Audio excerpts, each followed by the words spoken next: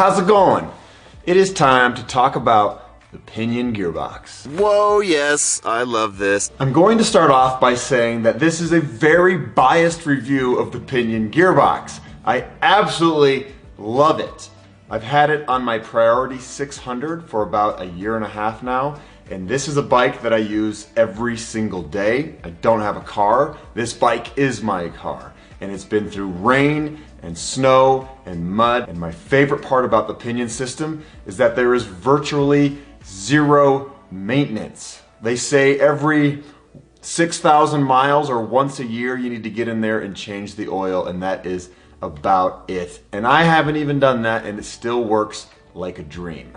I am going to talk about specifically the 12-speed gearbox. That's the only one that I have used. I think there's also an 18-speed and a 9-speed, but the 12-speed one is pretty much all I could ever imagine needing. It has a 600% gear ratio. So that means from top to bottom, there's a 600% gear ratio change. The SRAM Eagle setup is about 500%. So that gives you an idea that there are a lot of gears here. And between each gear, there's a 17% difference. So each gear is definitely a unique step up or step down. The granny gear is super granny. You can go up the steepest of hills. On the other side, you can just crank as fast as you ever imagined going down a mountain.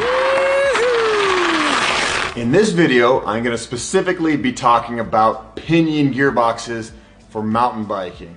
Obviously, I love it for bike commuting and bike touring for that matter. I've taken a Pinion gearbox about 1,000 miles on a bike tour, and it was awesome. So I thought maybe I should try a mountain bike with the Pinion setup.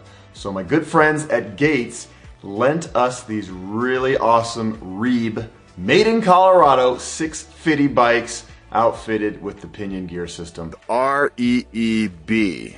But if you take it this way, B-E-E-R, you've got beer. And we took these sweet made in Colorado Pinion gearbox equipped awesome mountain bikes on an epic 7-day adventure from Durango to Moab with the San Juan hut systems. It was so awesome. We didn't need to carry a lot of gear because the huts come stocked with all the food and water and snacks that you could ever want. So we got to ride pretty light, which was great. Going into this adventure, I was really curious about how the Pinion system would handle the demands of mountain biking.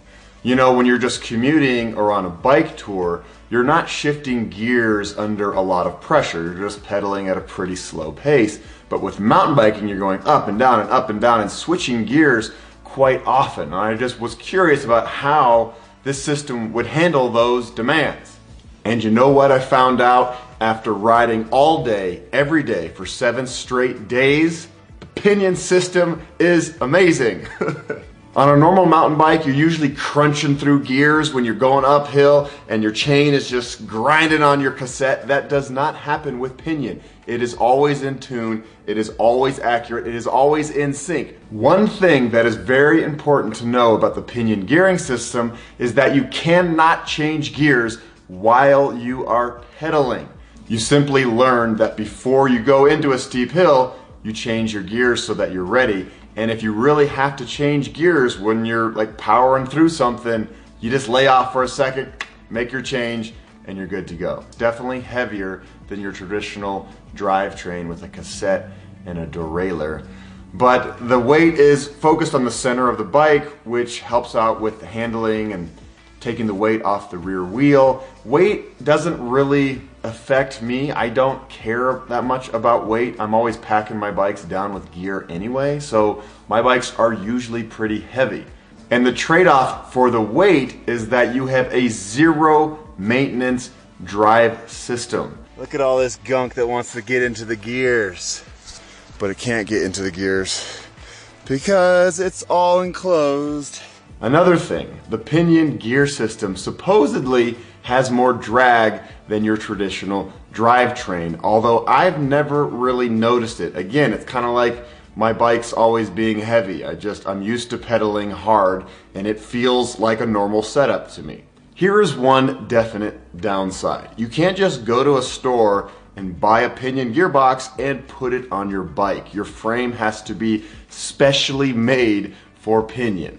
These bikes with the Pinion system and the carbon belt drive worked like a dream for these 7 days. And we were doing some technical stuff, and we were going through mud, and we were, you know, doing things that would normally clog up a traditional drivetrain, but it just did not affect us at all. The only thing that happened is that the carbon belt drives got a little bit squeaky riding through all the dust.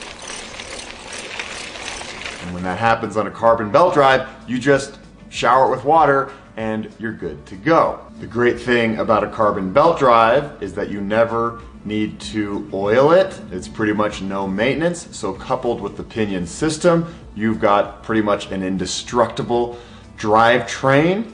And these belt drives last about 3 times longer than a regular chain. We did not bring extra belt drives. That's something you can definitely do, because on the off chance, the 1 in a million chance that you do snap your belt drive, you cannot fix it. If that breaks, you're done. So unless you have an extra belt drive, you're walking out of wherever you are. We covered over 200 miles, about 25,000 feet of elevation change. So we were definitely going up and down some serious mountain passes. We were doing some very technical riding. We finished this adventure on the whole enchilada. If you know about that trail, you know that it is very technical. And the Pinion system always worked, and that is the best part about the Pinion system. You never need to worry about it, and it's really nice to have that peace of mind when you're out in the middle of nowhere on some sort of a bike tour or bike adventure like the one that we were on. We knew that every day when we woke up, we were going to get on our bikes and they were going to work the exact same way we left them the night before. Another interesting bonus to the Pinion system that I didn't think about when I first got it is that you can crank through gears with one fell swoop.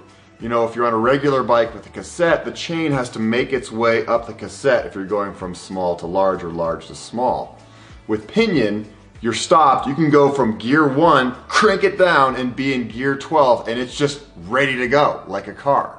And speaking of cars, this Pinion system is essentially made to be just like the transmission box in a car. You see, Pinion was developed by ex-Porsche transmission engineers who thought, why don't we do what we do in cars for bikes? The gearbox technology is pretty new.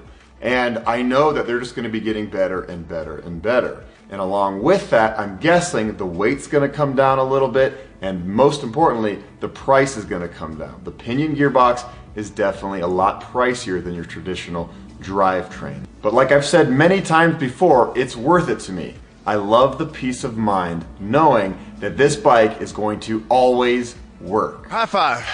Right. Bam. A lot of you out there are probably wondering, how does the gearbox work? And I don't know the answer to that question. It looks very complicated to me. I am not an engineer. All I know is that Germans are behind it, and I trust those guys. They know what they're doing. So that's about it. The Pinion gearbox is awesome. It works, it's smooth, and when you couple it with a Gates carbon belt drive, you pretty much have a zero maintenance drivetrain. It works on my commuter bike, and now I'm a fan of it on a mountain bike. And it's probably something that I'm going to look at buying down the road. If you want to see more videos highlighting the Pinion gearbox, I will link them below. I have some videos from my Priority 600 commuter bike, and also I made a really cool series of videos documenting our trip from Durango to Moab. If you like what you saw, please like and subscribe. Tell all your friends to subscribe. Tell your mom and your uncle and your aunt and all your friends and maybe even your ex-girlfriend, because I need some more women viewers on my channel, to like and subscribe my channel. I'm a dork. Goodbye.